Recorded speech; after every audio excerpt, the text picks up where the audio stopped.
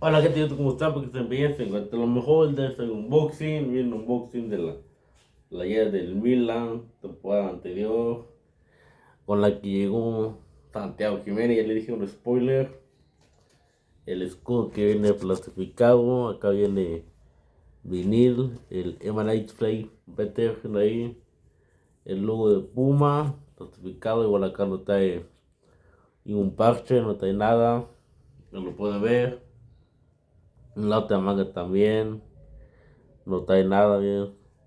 Más que aquí, por detrás, tenemos a Santiago Jiménez, Santi Jiménez, vamos a ver qué tal me queda Solera, cómo se me ve puesto, vamos a ver qué tal me queda. Checa amigos, es como que esa playera, como se ve, como luce esta playera del AC Milan, lo pueden ver, chingona, M&M's, lo pueden ver, por detrás, Santiago Jiménez, lo pueden ver, tenemos 7 amigos. Este video, cuídense mucho, que lo bendiga, no olviden dejar su like, comentar, nos vemos en un próximo video para el canal, nos vemos.